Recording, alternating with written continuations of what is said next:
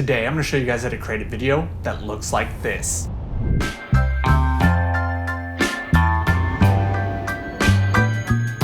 So recently I was hired by Moza because they're launching their new Slypod Pro, and they hired me to create a commercial for their launch. You can check out their commercial on their Kickstarter if you want, but what I want to talk about now is how I created those shots that you saw. And the way that I created those shots, those shots, I don't know. But the way I created these shots, I guess I'm going with that. The way I created these shots is by using their Slypod Pro. The Slypod Pro, you can use it for slider shots with your camera, just like any other kind of slider. And what it is that it is a pole that is a monopod that extends like so, right? And that is cool and all, but today I'm not gonna be talking about it as a slider, but I wanna use it in product filmmaking and kind of take some of my shots to the next levels with using something like this that you would typically not use this product for those kind of uses. And I came up with a few ideas. And the first one that we're gonna do is I'm gonna use my new 360 turntable and this with Oreos, and we're gonna create something that's crazy, cool, and unique. This first shot is inspired by Steve Geralt and his really cool 360 table rig where he's dropping, I think, ice into a drink. I haven't watched in a long time, but I think that's what it is. And I wanted to recreate that, but I don't have a phantom camera. I can't shoot slow-mo. But what I can do is fake slow-mo by using this and my 360 rig table. So let's get started. The world of filmmaking has changed. Filmmakers can now create commercial style content in the comfort of their own home, and this course will show you how.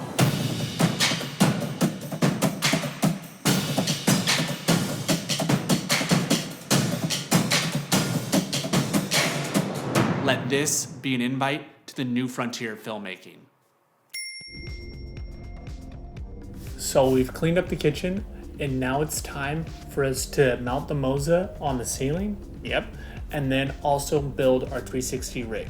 So let's do it. Ooh, it's hot up here.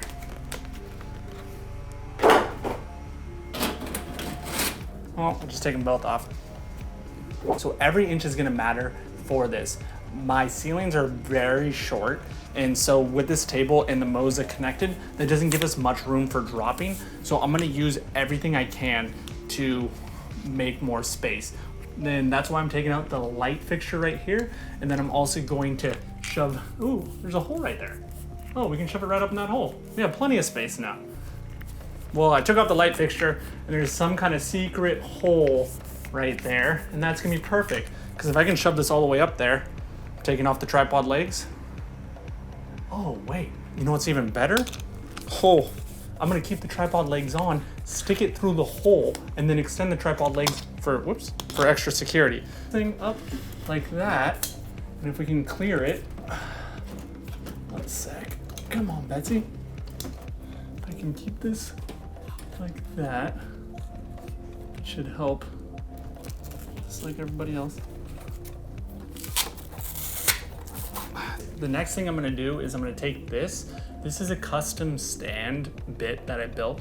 And what it is it is a drill bit, very long drill bit.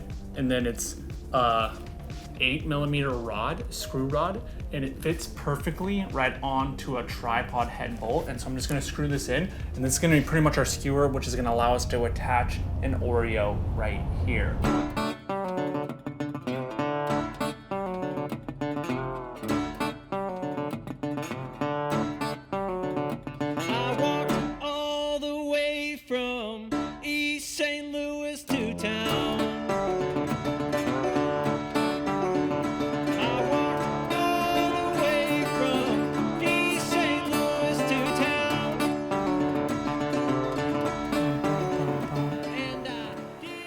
Perfect.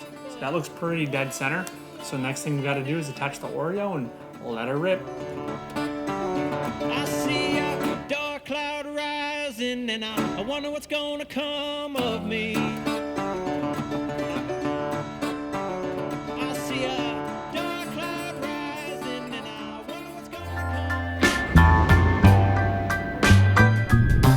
that is it for the spinning shot. We are done with that. We're gonna jump on to our next shot. The shot was pretty hard. I'm happy with how it turned out. I put it on the computer just to double check. It was a lot of work. This is like our version 5.5 about. We did so many different iterations, but we finally were able to get it stable enough by getting my little dolly cart, my new weird dolly cart, and putting some business cards underneath. Boom, bada boom, like that. And then just going around the track in a circle, and it just helps stable it out a little bit more. It's still not 100% stable, but it's so hard because when you're spinning around like this, every single movement is seen. Shot one done. Now let's take this apart and bring in the second Moza and get a little bit crazier. What we're doing now is we're taking these Oreos and we have to scrape off this part, use some cardboard and some hot glue, and then glue a straw to it. And the reason for this is because now we're gonna be pretty much securing the straw so that we can attach it to the Moza right here. So the next part is a little fun. You're just gonna be working in a little workshop as a Keebler elf and just scraping off the Oreo sign, because that's the only way to attach them. Otherwise, there's not enough surface area. Transition. Oreo filling is not squishy enough, so a good alternative that we're gonna use is toothpaste. We're gonna put it on this bottom one, then we're gonna squeeze the two Oreos together and then slowly go backwards.